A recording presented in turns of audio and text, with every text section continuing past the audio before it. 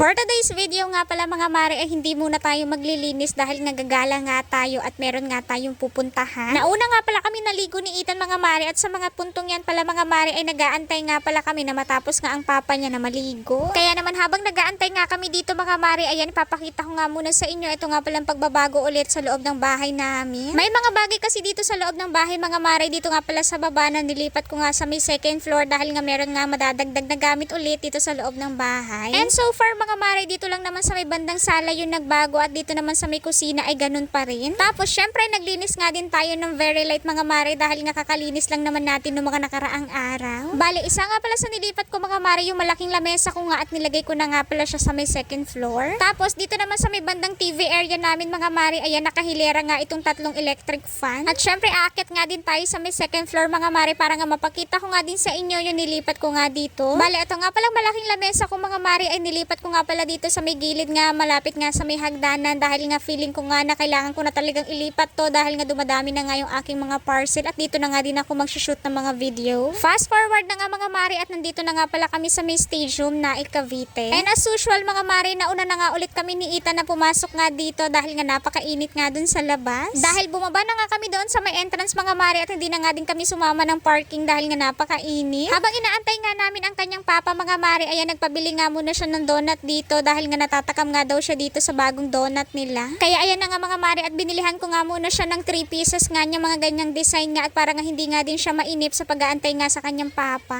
Maya-maya nga lang mga mare ay dumating na nga ang kanyang papa at diretso na nga agad dito sa may loto para nga daw tumaya at para nga daw yumaman na kami.